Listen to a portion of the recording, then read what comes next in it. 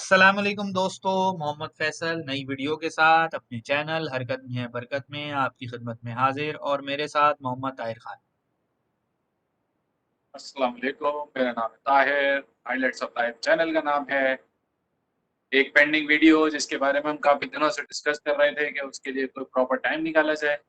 आज हमने उसको लाइन अप किया है। फैज़ल साहब के पास डेटा है, इंफॉर्मेशन है, सब मौजूद है। बिस्मिल्लाह करें। हाँ जी। जैसा कि व्यूअर्स हमने पहले भी एक दो वीडियोस में आपसे जिक्र किया था कि पीएसएल हो गई, शुरू हुई, खत्म हो गई, बीच में रुकी, दोबारा शुरू हुई, खत्म हो गई। एक टीम जीत गई, बहुत बहुत मुबारक हो। कुछ प्लेयर्स ने बहुत अच्छा परफॉर्म किया। उम्मीद करते हैं कि वो आइंदा भी इसी तरह परफॉर्म करते रहेंगे। लेकिन कुछ चीज़ें हैं, जिस तरह आपको पता है, बहुत सारे प्रोफेशनल्स भी हैं जो हमारी वीडियोस देखते हैं। आप लोग को पता है कोई भी प्रोजेक्ट शुरू करने से पहले एक किक ऑफ मीटिंग होती है, और जब प्रोजेक्ट कंप्लीट होता है तो फिर उसके बाद जो है एक और मीटिंग की जाती है जिसमें इस वक्त मुझे उसका स्पेसिफिक नाम नहीं आ रहा, लेकिन एक और मीटिंग की जाती है जिसमें रिव्यू किया जाता है कि भाई आपने क्या अच्छा किया और क्या बुरा किया, ताकि नेक्स्ट टाइम जब आप उस वैसा ही कोई काम करने लगे तो फिर आप उन चीज़ों को कंसिडर करते हुए वो गलती दोबारा ना करें। इस वक्त सिचुएशन ये हो चुकी है, पीएसएल बहरहाल एक ब्रांड बनता जा रहा है और इसकी रिकग्निशन पूरी दुनिया में होती जा रही है, इसमें कोई डाउट नहीं है। इसमें बड़ी एफर्ट्स हैं, और बिलखुसूस जो पिछले बोर्ड में बोर्ड के सरबराह थे नजम सेठी साहब, उनकी बड़ी सौ इख्तिलाफ उनसे अपनी जगह, लेकिन उनकी बड़ी कंट्रीब्यूशन है। उन्होंने इस चीज़ का इनिशिएटिव लिया और इसको शुरू किया। वरना क्रिकेट बोर्ड तो कई सालों से सोच रहा था पीएसएल कराने का, लेकिन करा नहीं पा रहा था। उन्होंने वो कर गुजरे, ये सेहरा उनके सर जाता है। उसके बाद जब इस क्रिकेट बोर्ड ने टेक ओवर किया तो फिर जाहिर सी बात है, प्रोग्रेसिव ऑर्गेनाइजेशन तो यही होती है कि जो अगला टेक ओवर करे तो वो पिछले के काम को आगे लेकर जाए। अच्छा, शुरू शुरू में बात समझ आती है कि जब फ्रेंचाइजेस खरीदी गई तो उस टाइम पर यह हुआ कि जिन लोगों ने फ्रेंचाइजेस खरीदी उन्होंने एक तरह से सेक्रीफाइस किया, क्योंकि ये एक नया ब्रांड बनाने की बात थी। तो पहले एक दो सीजन तो उनको कोई कमाई वाला मामला नहीं था, उन्होंने सेक्रीफाइस किया। थैंक्स टू देम कि जी उन्होंने अपनी जो है, बहुत सारे पाकिस्तान में मालदार लोग मौजूद थे लेकिन यही लोग सामने आए और इन्होंने टीमें खरीदी। लेकिन जहां तक रहा, ये एक बहरहाल एक आप कह लें कि फैंसी क्रिकेट है या एक फेस्टिवल क्रिकेट है। तो लेकिन इस फेस्टिवल क्रिकेट का भी हर मुल्क जो है वो फायदा उठा रहा है अपनी नेशनल टीम के लिए। हमें जो चीज कंसर्न है, और मैं पहले सीजन से कहता आ रहा हूँ कि पाकिस्तान पिछले कोई मोहम्मद यूसुफ की जाने के बाद और अब रिसेंटली कुछ 3 साल पहले यूनुस खान के जाने के बाद पाकिस्तान के पास कोई प्रॉपर ऐसा बैट्समैन नहीं है जिस पर आप रिलाय कर सकें, कि जो आपको कहे, जो लगे कि हाँ ये मौजूद है तो मैच खत्म करके आएगा। और उसकी वजह क्या है? वजह बड़ी सीधी सी है कि हमारे यहाँ बैटिंग इमरजेंसी का कोई कॉन्सेप्ट नहीं है। हम जैसा है जहाँ है कि बुनियाद पे जो चल रहा है, स्टेटस को चल रहा है। हर नया बॉलर वसीम अकरम बनने के चक्कर में आता है और वो आके कहीं ना कहीं लग जाता है। और एक नेचुरल है कि भाई हमारे यहाँ बॉलर ज्यादा अच्छे होते हैं। तो दुनिया भर में होता क्या है कि अगर आपके पास कोई चीज नेचुरली अच्छी मौजूद नहीं है तो आप उसको डेवलप करने की कोशिश करते हैं। आप उसके लिए इन्वायरमेंट इन्वायरमेंट क्रिएट करते हैं, कोई इंफ्रास्ट्रक्चर बनाते हैं। हमारी जो इस वक्त सिचुएशन चल रही है, जिस तरह पीसीबी डिसीजन मेकिंग कर रहा है, कई मौकों पे पीसीबी डायरेक्शन लेस लगता है। तो जब वो डायरेक्शन लेस लग रहा है तो उन्होंने जो टीम्स हैं उनको भी कोई डायरेक्शन नहीं दी हुई। टीम्स ने एक आसान सा फॉर्मूला पकड़ लिया है, चार फॉरेन प्लेयर पकड़ो, तीन बैट्समैन, और हो सके तो चारों ही बैट्समैन ले लो और उनको टॉप 5 के अंदर खिला दो। और बल्कि एक वक्त तो ऐसा था कि इस्लामाबाद यूनाइटेड के टॉप 4 सारे फॉरेनर थे। तो उनको ऊपर खिला दो, वो रन बना देंगे। और अपने जो आपके हैं बॉलर्स उनको खिला दो, क्योंकि हमारे पास कोई 15-20 बॉलर तो होते ही हैं। वो जब डिवाइड होते हैं 5-6 टीमों के अंदर तो तीन तीन बॉलर हर किसी के खाते में आ जाते हैं। और बाकी फिर जो है वो एक दो इमर्जिंग बॉलर खिला दो, वो भी परफॉर्म कर जाएंगे, हम मैच जीत लेंगे, फ्रेंचाइज जीत जाएगी। कामयाबी होगी, खुशी होगी, अल्लाह अल्लाह ते खैर सल्ला। प्रॉब्लम क्या है? प्रॉब्लम यह है कि बैटिंग इमरजेंसी के ऊपर किसी का कोई ध्यान नहीं है कि भाई कोई इस तरह की रिस्ट्रिक्शंस टीम्स के ऊपर लगाई जाए कि इमर्जिंग प्लेयर जो है वो आपने लाजमी एक इमर्जिंग प्लेयर तो आपने बैट्समैन खिलाना ही है, और उसको टॉप 3 के अंदर लाजमी आपने खिलाना है। इस तरह जब तक करेंगे नहीं, उस वक्त तक कोई अपने कंफर्ट जोन से बाहर जाने की बात नहीं करता। और इसी वजह से आप ये देख लीजिए कि पिछले 6 सीजन जो अब हो चुके हैं, उन 6 सीजन्स में आपको अब तक कोई एक ऐसा बैट्समैन नहीं मिला जो कि आप पीएसएल में उसने परफॉर्म किया हो और फिर वो नेशनल टीम में अपनी जगह उसने सीमेंट की हो। कोई एक बैट्समैन आपको ऐसा नहीं मिला। स्पार्क नजर आए, कई प्लेयर नजर आए, एक सीजन अच्छा खेले, 2 सीजन अच्छा खेले, उसके बाद किधर चले गए कोई पता नहीं। अच्छा, ये सारी बातें मैं हवा में नहीं कर रहा, मुझे 2 मिनट आप और दें। ये सारी बातें मैं हवा में नहीं कर रहा, मैं आपके साथ कुछ फैक्ट्स एंड फिगर्स शेयर करना चाहता हूँ, और मैं इन प्लेयर्स के नाम आपके साथ शेयर करना चाहता हूँ। तो हो सकता है बहुत से जो नाम है ना, वो आप लोगों को आ, मेरे कहने पर याद आ जाएंगे, अच्छा हाँ ये भी कोई प्लेयर था। अगर हम 2016 से लेके और 19 तक का डाटा मैंने उठाया है, तो इसमें अगर हम देखें, मैं कुछ नाम रैंडमली पढ़ूंगा सारी टीमों के, और कुछ नाम ऐसे पढ़ूंगा इनमें से जो कि वो प्लेयर थे जिन्होंने एक सीजन में परफॉर्म भी किया और वो अगले सीजन में किधर गए कुछ मालूम नहीं। 2016 से शुरू करें तो आप ये देख, कई प्लेयर ऐसे मैं नाम आपको ले देता हूँ। मिसाल के तौर पर पेशावर जल्मी है, तो इसरारुल्लाह, ताजवली, आमिर यामीन, ये पेशावर जल्मी में थे 2016 में। फिर लाहौर कलंदर में हम्माद आजम, जयाउल हक, नवीद यासीन, अदनान रसूल। अब ये चारों ही नाम, हम्माद आजम तो अभी भी किसी ना किसी टीम में जो है वो 18-20 पूरे करने के लिए मौजूद होते हैं, लेकिन बाकी 3 लोग किधर हैं कुछ नहीं मालूम।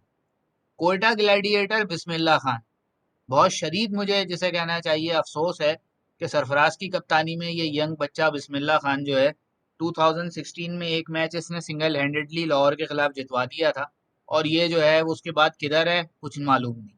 फिर उसके बाद आप आ जाएं, अगर अगला इस्लामाबाद यूनाइटेड की अगर आप बात कर लें, तो इस्लामाबाद यूनाइटेड में रोमान रईस, अमाद बट, शादाब खान, आसिफ अली। अच्छा, अब ये वो प्लेयर थे जो इस वक्त भी इस्लामाबाद में टिके हुए हैं। रोमान रईस की अनफॉर्चुनेटली इंजरी हो गई, इस वजह से जो है वो समझ लें उनका क्रिकेटिंग कैरियर ऑलमोस्ट एंड ही हो गया है। बाकी जो ये प्लेयर हैं, शादाब खान, आसिफ अली, ये इस्लामाबाद यूनाइटेड में टिके हुए तो हैं, पाकिस्तानी टीम में भी मौजूद हैं, लेकिन इनकी परफॉर्मेंसेज आप अगर देख लीजिए तो बजाय ऊपर जाने के नीचे जानी शुरू हो गई हैं, और इनकी अब परफॉर्मेंसेस पीएसएल में भी डिक्लाइन का शिकार है। उसके बाद आप कराची पर आ जाइए तो ओसामा मीर, सैफुल्ला बंगश, ये वो प्लेयर थे जो 2016 में कराची किंग्स से खेले। ओसामा मीर किधर है, सैफुल्ला बंगश किधर है, कुछ नहीं मालूम। ठीक है जी। इसी तरीके से आप आ जाइए दोबारा 2017 पर, आप आ जाइए तो 17 में आपको मिलेगा कि जी पिशावर जल्मी में खुशदिल शाह, इफ्तिखार अहमद और मोहम्मद असगर। अच्छा, मोहम्मद असगर इसमें वो नाम है जो कि कुछ सीजन पहले पिशावर जल्मी से खेले, फिर एक सीजन के लिए ये कोयटा में आए और उसके बाद गायब हो गए। एक वक्त था कि ये जो है पाकिस्तान की टीम के साथ टूर कर रहे थे और अब किधर हैं कुछ मालूम नहीं। ठीक है, फिर उसके बाद आप आ जाइए लाहौर कलंदर, सैफ बदर, आमिर यामीन। आप देखें 2016 में आमिर यामीन पेशावर जल्मी में थे, 2017 में वो लाहौर कलंदर में पहुंच गए। इसमें उस प्लेयर का कोई कसूर नहीं है, प्लानिंग के हवाले से इस बात को नहीं देखा जाता कि अगर एक प्लेयर को आपने पिक करना है तो उसको जरा लॉन्गर रन दें। उसके बाद आप कोयटा ग्लैडिएटर्स पे आ जाएं 2017 में, तो बिस्मिल्लाह खान मौजूद थे, और नूर वली और हसन खान। अब ये नूर वली किधर है कुछ नहीं मालूम। ठीक है जी। इसी तरीके से और कई प्लेयर्स ऐसे थे, नाम तो मेरे पास लिस्ट काफी बड़ी है लेकिन वीडियो काफी लंबी हो जाएगी। 2-4 नाम मैं और ले लेता हूँ, फिर उसके बाद हम माइक आपके हवाले होगा, आप इस पे अपनी राय दीजिएगा। कुछ प्लेयर्स के नाम मैं और ले रहा हूँ, जमाल अनवर, समीन गुल, नबी गुल, इब्तिसाम शेख, समीउल्लाह, दानिश अजीज, एहसान अली। आपको याद होगा एहसान अली कोयटा ग्लैडिएटर जिस सीजन चैंपियन था, उसमें one of the what you can call it performer player था, लेकिन उसके बाद एहसान अली किधर है, 2 T20 खिलाए बाहर हो गया, अब किधर है कुछ नहीं मालूम। ठीक है जी। इसी तरीके से और जो प्लेयर्स थे जिन्होंने वक्तन फवक्तन अपना वो कहते हैं ना ग्लिम्स शो किए, लेकिन फिर उनको किधर कर दिया गया कुछ नहीं मालूम। इस्लामाबाद यूनाइटेड में साहिबजादा फरहान कुछ T20 पाकिस्तान से खेले और परफॉर्म भी किया, अब किधर है कुछ नहीं मालूम। नासिर नवाज, रिजवान हुसैन, और इसके अलावा जो है आपके पास आप आ जाइए तो कराची किंग्स में अवैस ज़िया भी रहे, उसामा मीर भी रहे, इफ्तिखार अहमद, अली इमरान, अबरार अहमद, आमिर यामीन, जाहिद अली, उमर खान। उमर खान इसमें वो नाम है जिसने एक ही सीजन खेला था कराची किंग्स से और ओपोनेंट टीम की हर बड़ी विकेट गिराई भी थी। उसके बाद उमर खान की तरकिया कुछ नहीं मिला। तो इतने सारे, अगर आप, और मजे की बात आप देखें, इनमें बहुत सारे प्लेयर वो हैं जो कि इनमें मशहूर भी सिर्फ वो प्लेयर हुए हैं जो ज्यादातर बॉलर थे। बैट्समैन इनमें जो ज्यादातर थे उनको चांस ही नहीं मिला, उनको एक्सेल करने का मौका ही नहीं मिला, क्योंकि हर फ्रेंचाइज क्या करती है, ऊपर टॉप 3 4 के अंदर जो है फॉरेनर खिला देती है कि रन बनाना इनका काम है, और जो है बाकी विकेटें लेना बॉलर्स का काम है, उसमें लोकल बॉलर्स भी विकेटें ले लेते हैं। तो मेरा तो कहने का बड़ा सीधा सा मकसद ये, आधा मिनट में और लूंगा, कि इस तरह की सारी जो सिचुएशन है उसके नतीजे में आपकी प्लेयर डेवलपमेंट कोई नहीं हो रही, और आप इस वक्त नेशनल जो टीम है आपकी, उसकी सिचुएशन ये है कि कुछ आप एक ग्लिम्सेस हैं कि जी बाबर, रिजवान और ये एक दो प्लेयर्स हैं जिनकी वजह से आप थोड़ा कहीं टिके हुए हैं इस वक्त आईसीसी जो है T20 की रैंकिंग के अंदर। अदरवाइज जिस दिन इन प्लेयर्स का डाउनफॉल शुरू हो गया या ये टेम्परेली आउट ऑफ फॉर्म हो गए, तो आपके पास जो है कोई रिप्लेसमेंट भी मौजूद नहीं है। और रीसेंट एग्जाम्पल आप ले लीजिए हैदर अली। हैदर अली लास्ट ईयर, उससे पिछले साल 2 साल परफॉर्म किया, और उनको हमने आसमान पे चढ़ा दिया कि जी ये तो हमें हम विराट कोहली मिल गया है और अब ये दुनिया की ऐसी तैसी कर देगा, जिधर जाएगा तबाही फेर देगा। और इस दफा आप देख लें कि वो बंदा अपनी जो है वो फ्रेंचाइज में भी, टीम में भी जगह नहीं रिटेन कर सका। तो ये सारा जो आप कह लें रायता जो मैंने आपसे डिस्कस किया है, जो ये फैलाया गया है सारी पीएसएल के दौरान, इसका नेशनल टीम को कोई फायदा नहीं हो। नेशनल टीम को कोई बैट्समैन नहीं मिल रहा, अल्टीमेटली घूम फिर के इनको दोबारा वही पुराने लोग जो कि बार बार चांस मिलने के बावजूद कुछ नहीं कर पाते, उनको दोबारा खिलाना पड़ता है। अब आपकी बारी। क्या कॉम्प्रिहेंसिव बता दिया आपने काफ़ी चीज़ें। अब जो चीज़ें मुझे प्रॉब्लम करती हैं ना, प्रॉब्लम ही करती हैं और मैं चाहता हूँ कि उनको जल्दी हम ठीक भी कर लें। अगर पहले तो डायरेक्शन लेस जो बात करते हैं ना, पीसीबी की का डायरेक्शन लेस है, तो मैं मतलब आपकी बात को मैं उसको फॉरवर्ड बता दूँ कि पीसीबी को अगर सबसे पहले अपनी डायरेक्शन ठीक करनी है ना, क्योंकि ये सारी रूट्स मिलती हैं जाके डोमेस्टिक से। आपने वो एक एक्सपेरिमेंट किया था जिसमें मिसबा जो है वो तुम्हें जो लोकल टीम थी आपकी, जो डोमेस्टिक टीम थी, उनके जो कोच थे वो सिलेक्शन कमेटी में शामिल थे और मिसबा हेड थे उनके। मेरा पॉइंट ऑफ व्यू ये है, ये जो आपने 6 टीमें अभी मुल्तान सुल्तान की हैं, अगर चले आप रीजन वाइज, अब रीजन वाइज ही हो रही है ना, तो कायदन ट्रॉफी भी रीजन वाइज ही हो रही है। तो आप इन लोगों को जो इनके करते हैं, सबसे पहली बात आती है मैनेजमेंट टीम की। सिर्फ 2 टीमें ऐसी हैं जिनकी मैनेजमेंट जो पहले थी, वो 3 टीमें सॉरी, जो पहले थी स्टार्ट से, वो आज भी है, जिसमें कोयटा ग्लैडिएटर है, लाहौर कलंदर और इस्लामाबाद यूनाइटेड। इन तीनों टीमों में मैक्सिमम लोग चेंज नहीं हुए, मिनिमम चेंजेस हुई हैं। कोई एक बैटिंग कोच चेंज हो गया, कोई एक इस तरह से टीम मेंटर वगैरह चेंज हो गया, बहुत मिनिमम, जिसे बिल्कुल लास्ट क्लास वो कहते हैं कि आपको कोई हाईलाइट चाहिए तो आपने वो प्लेयर जो है वो एक्वायर कर लिया अपने साथ। बाकी 3 टीमें जो हैं, अब इनमें प्रॉब्लम ये आ रही है, जब तक आप अपनी मैनेजमेंट स्ट्रांग नहीं करेंगे। स्ट्रांग करने का मतलब ये है कि वो डिसीजन मेकर हो। वो जो आपकी बात है कि 4 प्लेयर ऊपर फॉरेनर खिला दो, उसमें भी मैं, उसका भी एक पॉइंट ये है कि पीएसएल अभी तक जो हो रही है ना, वो हो रही है यानी ड्राफ्टिंग। जब ड्राफ्टिंग होती है तो उसमें एक कैपिंग करते हैं कि भाई इससे ज्यादा महंगा प्लेयर आपने नहीं खरीदा। जैसे एक फेयर प्ले रूल होता है ना फुटबॉल में, इसी तरह से क्रिकेट में भी ड्राफ्टिंग रूल होता है कि आपको इससे महंगा प्लेयर नहीं खरीद। उसकी वजह से हो ये रहा है कि फ्रेंचाइजीज को मिली हुई है आसानी कि भाई प्लेयर सस्ता हो, लोकल हो, और मतलब आप एडजस्ट कर सकें टीम में, चाहे उसकी पोजीशन आउट ऑफ पोजीशन खेले वो, लेकिन वो एडजस्ट हो जाए टीम में, 11 पूरे कर। क्योंकि ये ज्यादातर लोग जो हैं ये सब बिजनेसमैन, पीछे इनका बिजनेस चल रहा है ऑलरेडी। क्रिकेटिंग डिसीजंस लेने के लिए मैनेजमेंट अगर तब्दील होती रहेगी तो वो हमेशा प्रेशराइज ही रहेगी कि भाई हमारा बोर्ड का जो, वो हमारा जो फ्रेंचाइज का मालिक है, वो तो एक अमीर आदमी है, वो किसी और को हायर कर लेगा, तो वो उनको खुश करने के लिए डिसीजंस लेते रहते हैं फॉरेनर्स को ऊपर खिलाने, ताकि उनकी इन्वेस्टमेंट जो हुई है डॉलर्स में वो काम निकालती रहे। भैया बॉलर्स तो गधे बने हुए, ये है वो पॉइंट जो मैं अभी ऑफ एयर आपसे बात कर रहा था। तो मैंने कहा ये वो पॉइंट है जिसकी वजह से प्रॉब्लम हो रही है। और उस प्रॉब्लम को अगर आप समझ लें, वो अभी पहले एक छोटी सी चूंटी थी, अब वो एक डायनासोर बन चुके हैं वो, कि आप जिस भी करीब में देख लें, ज़्यादा दूर नहीं जाएं, बराबर वाले मुल्क में तो बहुत बड़ी लीग होती है। आप इवन अगर आप तो ऑस्ट्रेलिया की इतनी बड़ी लीग नहीं है, अगर आप बिग बैश की बात करें, उसमें इतना बड़ा मतलब इतनी अट्रैक्शन नहीं है लोगों को। अब उनके सिनेरियो, वो जो एरिना है वो बहुत ज़बरदस्त बने हुए हैं, ग्राउंड्स बहुत ज़बरदस्त हैं, अट्रैक्शन है लोगों के पास, एंटरटेनमेंट है, तो फिर भी समझ में आता है कि आपको बहुत बड़ी लग रही है, लेकिन इतनी बड़ी लीग नहीं है।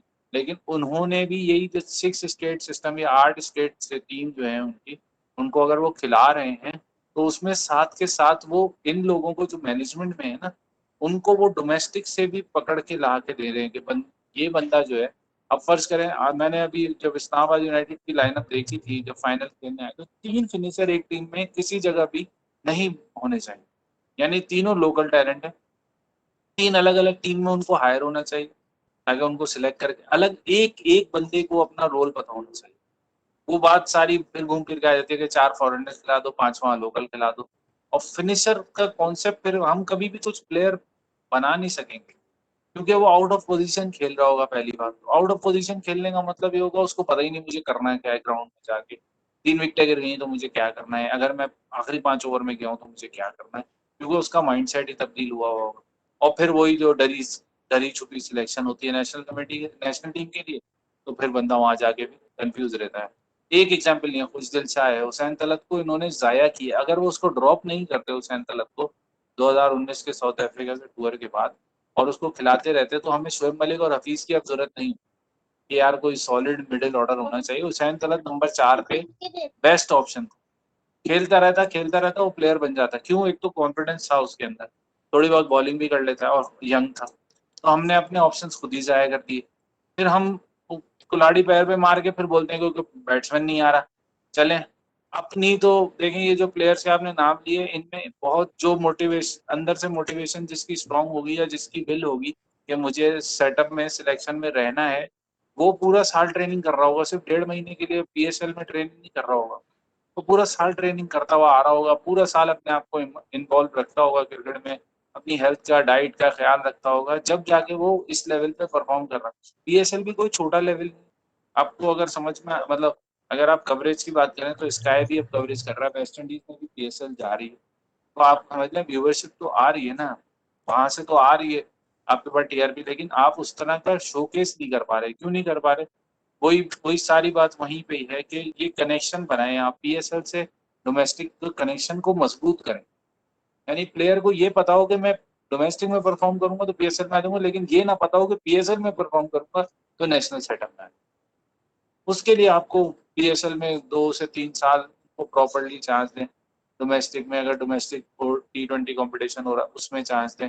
इसके अलावा उनको लीग से कॉन्ट्रैक्ट दिलाएं, जो लीग्स वर्ल्ड लीग्स है ना, इवन बांग्लादेश है, इवन T10 लीग है, कोई सी भी लीग है, जाके श्रीलंकन प्रीमियर लीग है, वेस्ट इंडीज में जाके खेलें, ताकि उनको पता चले कि यार ये लोग प्लेयर्स किस तरह से अपने आप को टेक ओवर करके रखते हैं, किस तरह से टेक केयर करते हैं अपनी, कैसे एक अप्रोच बनाते हैं कि यार हमें मैच खेलना है तो आज सुबह मुझे क्या लाइट डाइट खानी है, हाई डाइट खानी है, कितना पानी पीना है। ये सब चीज़ें इवॉल्व करती हैं आपको एज अ प्लेयर ओवरऑल बनाने की, कि भाई आपको जाके जब आप परफॉर्म करने जाते हो, आपका पेट भारी है, आप क्या परफॉर्म, आपकी ग़िज़ा अच्छी है, आपकी एनर्जी अच्छी है, आप एक अच्छा राउंड लेकर आए हो, एक अच्छी बैटिंग वो करके आए हो ट्रेनिंग, ये चीज़ें नहीं है हमारे प्लेयर। और ये चीज़ें जब आएंगी, देखें पीएसएल के पास ना प्रोफेशनल एथलीट्स मौजूद हैं। अगर आप एंडी फ्लावर की बात करें तो एक बहुत बड़ा माइंड है उसका दिमाग में। विवियन रिचर्ड्स बहुत बड़ा क्रिकेटर थे।